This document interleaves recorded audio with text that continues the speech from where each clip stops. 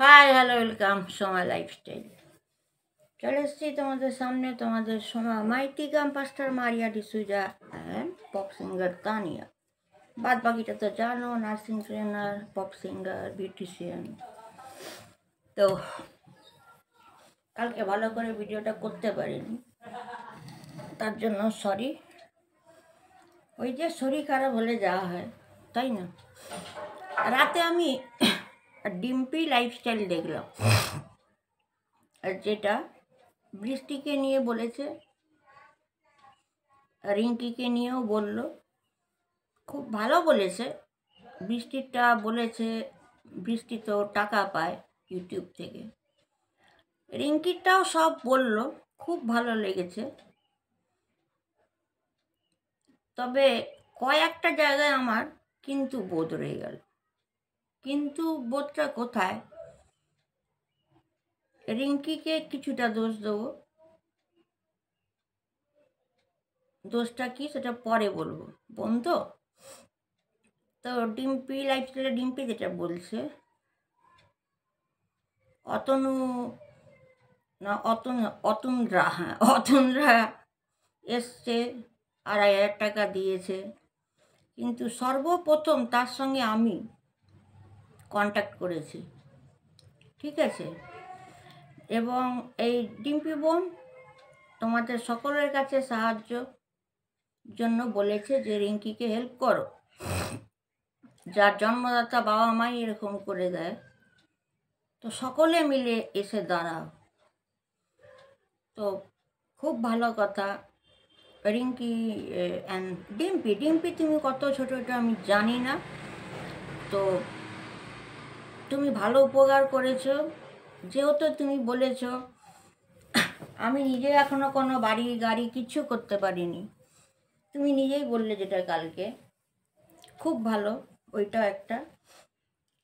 এবং তুমি যখন বললে ডিম্পি, আমার কাছে সেরকম কোনো সামর্থ্য নেই যে আমি টাকা দেব বা গিয়ে দিয়ে আসবো 200-500 টাকা। তো 200-500 টাকা দিয়ে আসবে, ওয়েল অ্যান্ড গুড, বা ওই জন্য তুমি যাওনি কি 200-500 টাকা নিয়ে যাব। তো এখানেই আমার কথা। ডিম্পি বোন, একটা কথা বলছি, আমিও না রিঙ্কির জন্য না খেপে খেপে করেছি। তুমি 500 টাকা বলবে, আমি তো 100 টাকার থেকে শুরু করেছি। কিন্তু তুমি যদি ডিম্পি বোন একটা টাকাও দিতে না, অনেক সাহায্য হতো। তুমি অনেক উপকার করেছো, আমি এখনও বলছি অসংখ্য ধন্যবাদ। আমি হয়তো সিনিয়র, আমি বুঝতে পারছি না, তো বোন বলেই এখন ডাকি।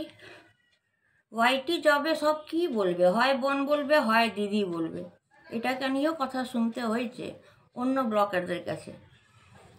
তো একটা মেয়ে মানুষকে আমরা সাডেনলি কি বলি, দিদি বা বোন মেসেজ করলে বুঝতে পারি না, না? তো সে যাই হোক, দেখো ডিম্পি, আমার প্রথম পাঠানো না 100 টাকা, তারপর আমি পাঠিয়েছি 300 টাকা ফল কেনার জন্য, তারপর পাঠিয়েছি 400 টাকা, তারপর পাঠিয়েছি 500 টাকা, তারপরে আবার পাঠিয়েছি 500 টাকা, তারপরে আবার পাঠালাম 1000 টাকা সকালে আর বিকেলে 800 টাকা ড্রেসিংয়ের জন্য। তাহলে আমাদেরও অসুবিধা, যাই হোক ওরই মধ্যে আমি খেপে খেপে তো পাঠিয়েছি, তাই না? পাঠিয়েছি।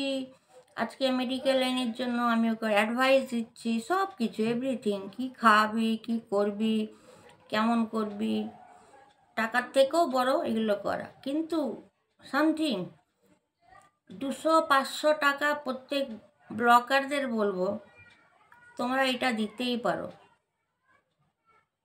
এমন কিছু না যে 5,000, 10,000, 20,000 দিতে হবে। আমি যখন রিঙ্কিকে ফল কিনতে 300 টাকা পাঠাই, তখনও কান ছিল, দিদিভাই তুমি পাঠালে বলে আমি বরের জন্য ফল কিনেছি, 2 দিন ফল খাওয়াতে পারিনি। এবং হাঁটাহাঁটি লড়েছি ও শ্বশুরবাড়িকে নিয়ে, হাড্ডাহাড্ডি লড়েছি ওর দলিলটা পাওয়া নিয়ে, দলিলটা দিয়ে দিয়েছে। শ্বশুর শাশুড়িকেও ছেড়ে কথা বলিনি। আমার ব্লকে যাও, দেখো লেখা আছে রিঙ্কির শ্বশুর শাশুড়ির বাড়ি কিছু কথা বললাম, দেখো। তো আমি সাইডেও করছি, বেশিটা কমটা হয়তো টাকা দিয়ে। তো এইবারে প্রথমে তো 500 500 300 100 এইগুলোই পাঠিয়েছি। সেদিনকে 1800 টাকা পাঠালাম 1000 টাকার ওষুধের জন্য, আর 800 টাকা ড্রেসিংয়ের জন্য। আবার রিঙ্কিকে আমি মেসেজ করলাম, আর কি ওষুধ লাগবে বল, আমাকে পাঠা, তবে তো কিনবো। তো পাঠায়নি, কোনো কারণে হয়তো কিনে নিয়েছে, এবং ওর হাত ছাড়িনি। আমি যতটা পেরেছি আমার সামর্থ্য মতন আমি দিয়েছি, ঠিক আছে।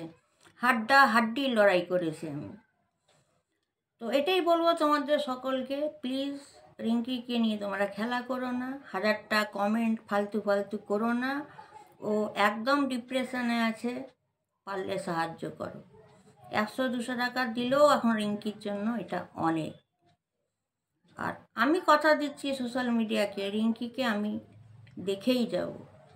সেটা টাকা দিয়ে দেখবো না কি নিয়ে দেখবো সেটা তো আমার ব্যাপার, কিন্তু ওকে আমি সাহস দিয়েছি বা বলেওছি, তুই চলে আয় আমার কাছে, আমি ভাইকে ট্রিটমেন্ট করাবো, তুই আমার কাছে এসে থাক বলেছি।